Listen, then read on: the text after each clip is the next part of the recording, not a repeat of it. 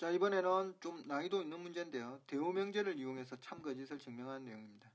자, 첫 번째, P이면 Q이다인 명제가 참임을 증명할 때요. 뭘 증명하시면 되느냐면 대오명제가 참이면 원명제가 참이란 걸 보여주실 수 있습니다. 그래서 P이면 Q이다의 대오명제는 not Q이면 not P다. 이게 대오명제에 해당하는데요. 이 대오명제, 즉 이 P이면 Q이다는 명제를 직접적으로 증명이 불가능할 때 또는 어려울 때 뭘 가지고 증명하느냐면 대오명제를 가지고 증명하는데요. 자, 여기 수열의 극한 참거짓 문제에서도 그걸 이용해서 구할 수 있습니다. 자, 그러면 부정하는 방법에 대해서 먼저 알고 계셔야 되는데 여기 부정이 있죠. not. 자, P and Q로 주어졌을 때 이것의 부정은 뭐로 되느냐면 not P와 not Q 이렇게 되고요. 그리고 or로 연결된, 즉 또는으로 연결되어 있는 경우 부정은 not P and not Q 이렇게 바뀌고요. 그리고 수렴에 대한 부정은 발산이고요. 발산에 대한 부정은 수렴이라는 걸 알아놓으시고 그리고 나서 이걸 보시면 이제 해보시면 좀 쉽게 접근하실 수 있습니다. 자, 22번 보시면요. 리미트 A의 N 하고 리미트 BN이 하나가 발산하고 있습니다. 둘 중에 하나가 발산하고 있다 이런 뜻이죠.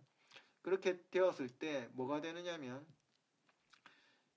AN, BN은 발산한다 이렇게 주어졌죠. 그럼 일단 먼저 둘 중에 하나만 발산하는 상태에서 얘가 발산하는지 여부는 이미 우리가 알아내실 수 있었습니다. 자, 곱형태이기 때문에 하나가 뭐하고 있고 하나가 수렴하고 하나가 0으로 가고 하나 무한대로 가면 곱하면 뭐 형태가 되죠? 부정형 형태가 나오기 때문에 뭐 하더라? 발산할 수도 있고 수렴할 수도 있다. 그렇게 푸셔도 되고요. 그리고 어떻게 보느냐면 이거의 대우명제를 한번 만들어 봅니다. 자, 그럼 대우명제를 만들면 어떻게 쓰실 수 있느냐면 발산한다라고 했기 때문에 뭐라고 하셔야 되냐면 이렇게 쓰셔야 됩니다. 리미트 n이 무한대로 갈 때 a의 n, b의 n은 뭐한다? 수렴하면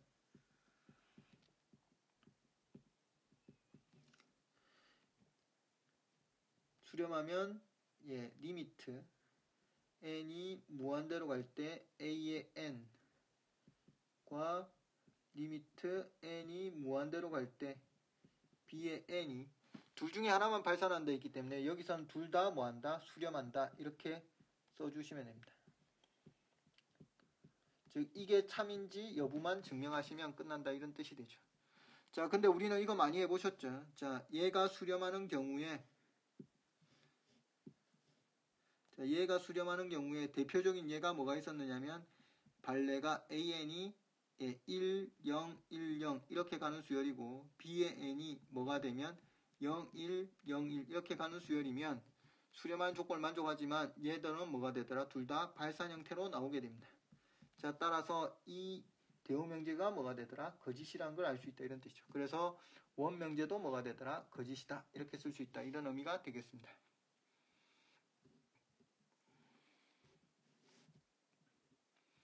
자, 다음 거 한번 해보도록 하겠습니다. 자, 밑으로 내려오시면 이렇게 주어졌습니다. 자, 리미트 a의 n, bn하고 리미트 bn분의 an이 수렴하면 a 또는 b가 뭐한다? 수렴한다. 이렇게 주어져 있는 상태죠. 그러면 바로 예를 들기 좀 힘들죠. 왜냐하면 곱하고 나누기 형태를 찾아가지고 이걸 찾아야 되는데 좀 상황이 힘들다. 그렇게 보시면 됩니다. 그래서 어떻게 한다? 역시 대우명제를 만들어 보겠다. 이런 뜻이죠. 그러면 리미트 n이 무한대로 갈 때 a의 n 또는이니까 과 그리고 and 또는 and 그리고 그렇게 쓰셔도 됩니다. 자, 그리고 리미트 n이 무한대로 갈 때 bn이 둘 다 뭐한다? 발산 하면 리미트 n이 무한대로 갈 때 a의 n, bn 또는 리미트 n이 무한대로 갈 때 bn분의 a의 n이 뭐한다? 발산한다. 자, 이런 내용으로 정리해서 보실 수 있으면 됩니다. 자, 그러면 우리는 뭘 증명하면 되느냐면 이 내용이 뭐가 되더라? 참인지 거짓인지 여부만 증명해 내실 수 있으면 문제를 해결할 수 있다 이런 뜻이 되겠죠.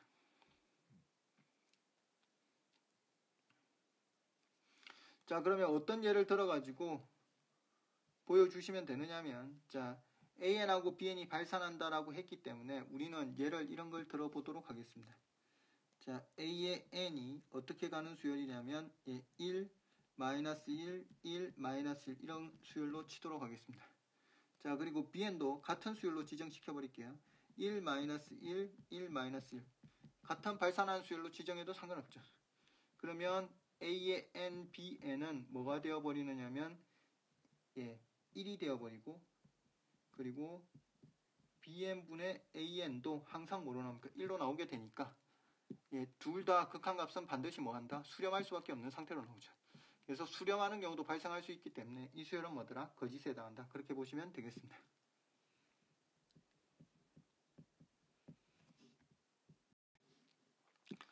자, 부등식 성질을 한번 보도록 하겠습니다. 자, 부등식 성질은요. 자, 첫 번째 AN하고 BN을 비교했을 때 BN이 크고요.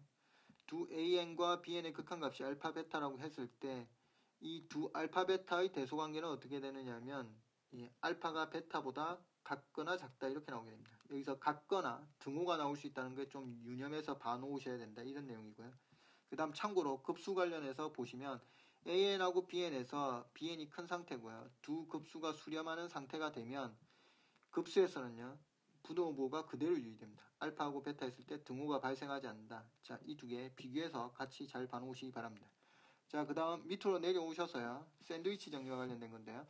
AN하고 BN, CN 이와 같은 대소관계를 가졌을 때 BN, 여기 AN의 극한값하고 CN의 극한값이 서로 뭐가 되면 같은 값으로 가게 되면 사이에 있는 값은 샌드위치 정리에 의해서 어디로 간다? 알파로 가게 된다. 즉, 양 끝의 값이 최대 최소값, 극한의 최대 최소값이 알파가 되기 때문에 중간에 있는 값도 어디로 가야 된다? 같은 값으로 가야 된다. 그런 내용이었죠.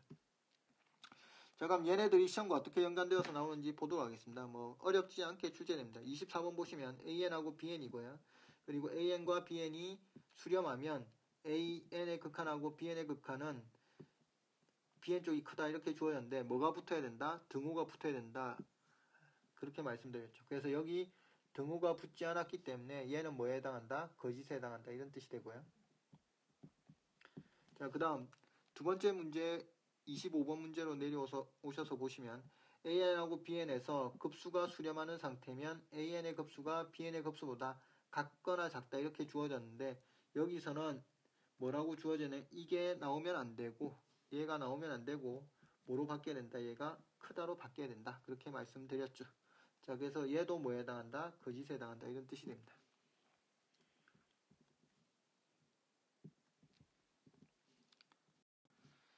자, 그래서 여기다가 이제 거짓 이렇게 써주시면 되겠죠. 자, 그 다음 세 번째 문제로 가보도록 하겠습니다. 자, 26번 문제입니다. 26번 문제로 오시면 밑으로 내려오셔서 26번으로 오시면 AN, BN, CN 이렇게 주어졌습니다. 대소가 이렇게 주어졌고요. 그리고 CN-AN이 0이면 뭐라고 주어졌느냐면 AN은 수렴한다 이렇게 주어져 있습니다. 자, 여기 이 내용은 이런 뜻으로 해석하시면 됩니다. 여기 있는 이 부분은 반드시 뭐 한다는 의미는 아닙니까?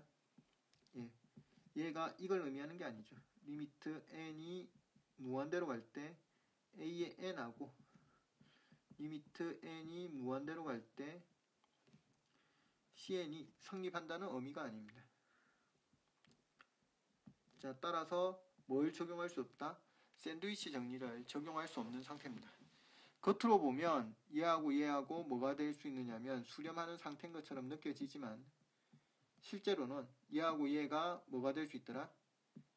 수렴하지 않는 상태일 수 있습니다. 자, 대표적인 예로 뭘 들 수 있느냐면 이런 걸 예로 드시면 됩니다. 무리수 가지고 예를 드시면 되는데요. 자, AN 수열을 예를 들어서 루트 n으로 생각하고요.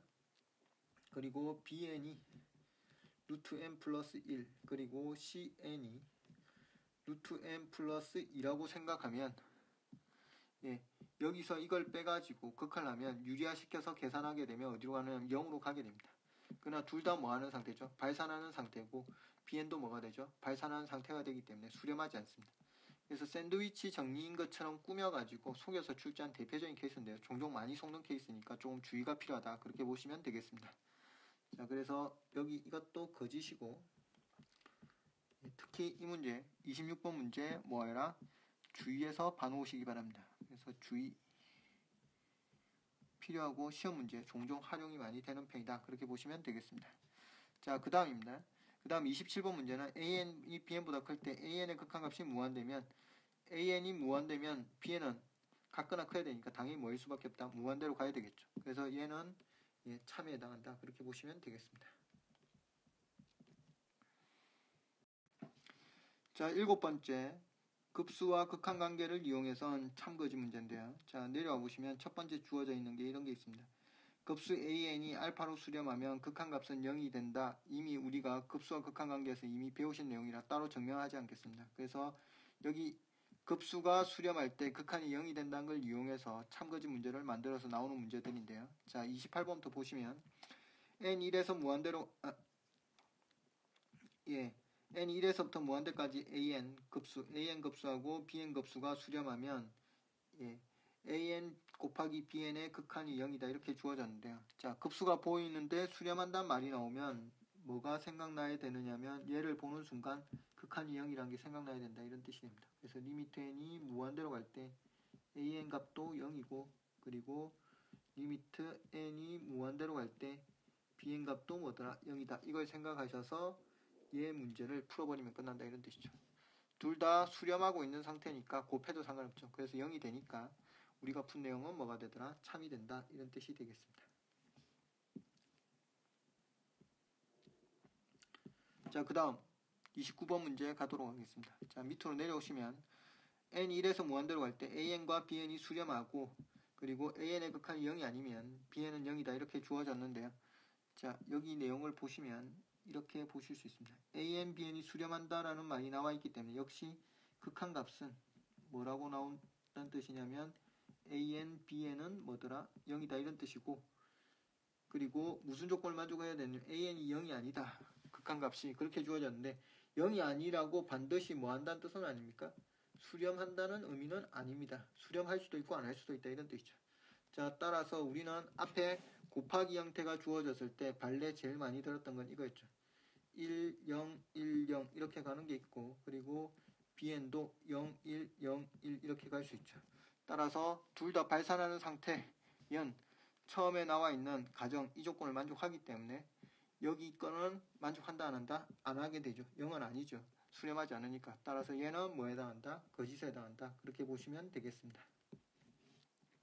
자, 그 다음 마지막 30번 문제 가도록 하겠습니다. 자, 내려오시면 AN의 급수하고 BN의 급수가 알파하고 베타로 주어졌고 알파, 베타인 상태입니다. 자, 그러면 극한값은 대소가 이렇게 유의된다 이렇게 주어졌는데요. 이미 틀린 내용이죠. 왜냐하면 급수가 수렴한다는 말이 붙는 순간 그 극한값은 다 뭐로 가더라? 0으로 간다 이렇게 배우죠. 리미트 n이 무한대로 갈 때 AN은 0이고 그리고 리미트 n이 무한대로 갈 때 BN도 뭐더라? 0이었기 때문에 결과적으로 여기 나와 있는 이 값들은 서로 뭐가 된다?